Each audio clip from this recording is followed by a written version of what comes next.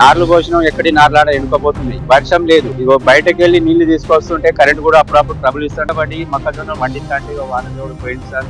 మాది ఇబ్బంది అవుతుంది, గోస అవుతుంది, మా బస్సు ఎట్లయితుందో ఏమవుతుందో.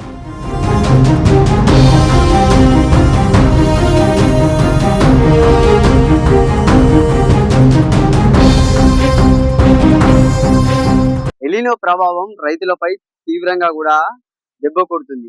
ఇప్పటికే జూలై నెలలో వర్షాలు పడక చాలా మంది రైతులు అయితే అవస్థలు పడుతున్న పరిస్థితి అయితే ఉంది. అధికారులు కూడా ఆరుతడి పంటల మీద ఆధారపడాలని కూడా చెప్తున్న పరిస్థితి ఉంది. ప్రస్తుతం అయితే మనం ఇక్కడ సిద్దిపేట జిల్లాలోని అక్కనిపేట మండలం మల్చేరు తండా గ్రామ సమీపంలోనైతే ఉన్నాము. మసిరెడ్డి తండా గ్రామ సమీపంలోనైతే ఉన్నాము. చూసుకోవచ్చు ఇక్కడ ఒక రైతు మక్క ఒక సాగు చేయడం జరిగింది. అటు పక్క ఒక దిక్కేమో మక్క మరోవైపు ఏమో పత్తిని సాగు చేయడం అయితే జరిగింది. చూసుకోవచ్చు ఒక డ్రిప్ సిస్టమ్ ఒక స్ప్రింక్లర్ల ద్వారా కూడా యొక్క రైతు పంటను కాపాడుకునేందుకైతే తీవ్ర అవస్థలు పడుతున్న పరిస్థితి అయితే ఉంది. మొత్తం కూడా ఒక కుటుంబం మొత్తం కూడా ఒక పైపులు సాపుకుంటూ ఇక్కడనే వాళ్ళు మొత్తం కూడా ఒక పంటకు నీరు అందించేందుకు కూడా తీవ్ర అవస్థలు అయితే పడుతున్నారు. అంటే జూలై నెల రాగానే కూడా ఎన్నో దాదాపు వర్షాలు పడవలసిన పరిస్థితి ఇప్పటికే ఒక చూసుకోవచ్చు. మొత్తం కూడా చూసుకోండి, మొత్తం ఈ యొక్క మక్క చేనుకు సంబంధించి మొక్కలు మొత్తం కూడా ఇవన్నీ కూడా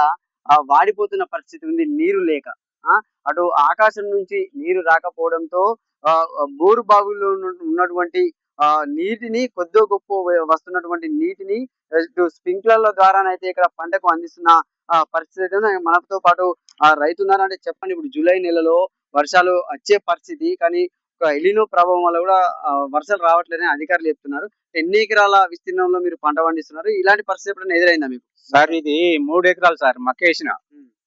మక్కేస్తే సార్ ఇప్పటికే ఈ పెద్ద పుష్పాలం చిన్న పుష్పాలం కార్తీల కంటే ముందే అల్లం పావున వాన దేవుడు పడితే మా పంట చేనులు ఇప్పుడు గుంటకకు దౌరల దగ్గరికి వచ్చు.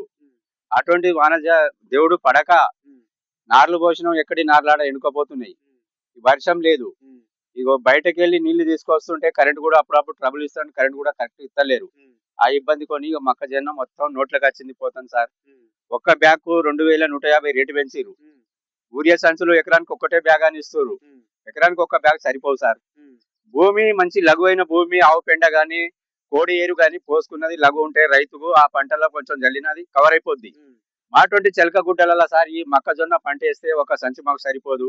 యూరియా ఇబ్బంది ఉంది. 2020లకు బాగా రేట్లు పెంచిర్రు. ఒక్క సంచి మక్కకు 1850 రేటు. ఇటువంటి పెట్టుబడులు పెట్టినాం.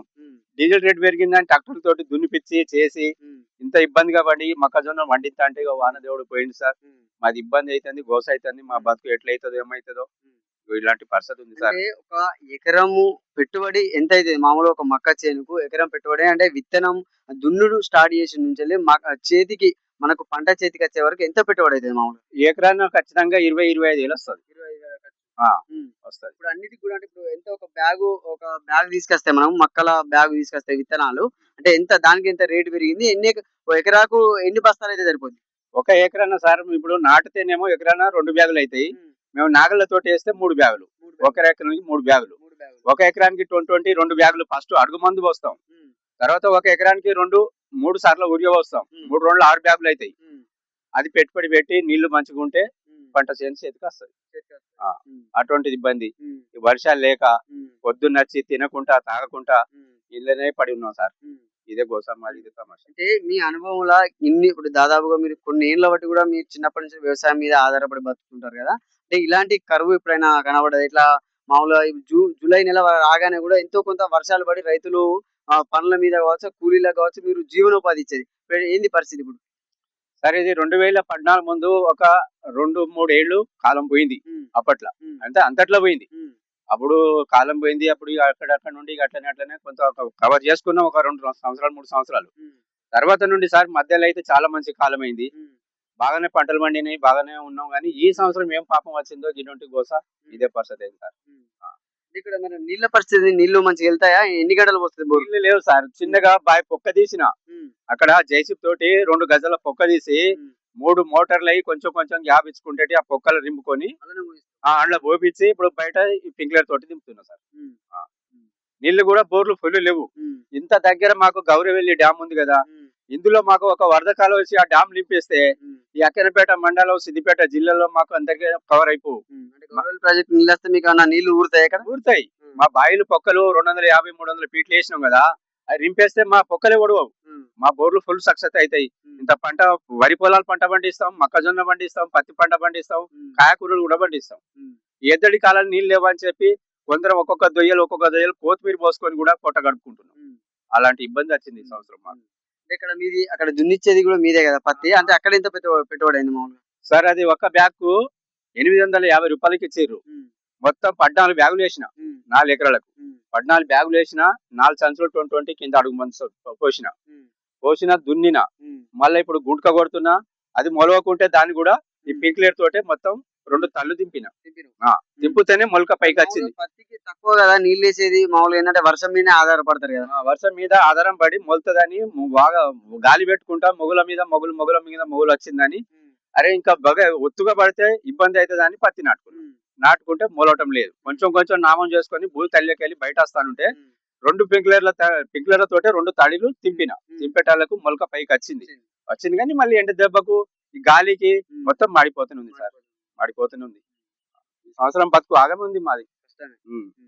సో రైతైతే ఆవేదన వ్యక్తం చేస్తున్న పరిస్థితి ఏంటంటే, మొత్తం కూడా చూసుకోవచ్చు స్ప్రింక్లర్ల ద్వారానే నీళ్లు అందిస్తున్నారు. అక్కడ ఒక దాదాపుగా మొత్తం కూడా మేము పండించే పంట మొత్తం కూడా స్ప్రింక్లర్ల ద్వారానే పండిస్తున్నాం. అంటే ఇదివరకు రోజుల్లో మాకు వర్షాలు పడితే ఇదివరకల్లా కూడా ఎంతో కొంత పంట మీదికి వచ్చేది, భూమి మీదికి వచ్చేది, చాలా మందికి మేము ఉపాధి ఇచ్చేది. అటు కైకిల్లోలకు కైకిల్లు దొరకట్లేదు, మాకు పెట్టుబడి కూడా ఎక్కువ అయిపోతుంది, అన్ని ధరలు కూడా పెరగడంతో రైతు ఎలా బతకాలా అనే పరిస్థితికి మాత్రం రావడం జరిగిందని రైతు అయితే తీవ్ర ఆవేదన చెందుతున్న పరిస్థితి. ఎలినో ప్రభావం మాత్రం రైతులపై తీవ్రంగా భారాన్ని మోపేటట్టుగానే కనబడుతుంది. కెమెరామెన్ శేఖర్ తో సతీష్, సుమన్ టీవీ, సిద్దిపేట.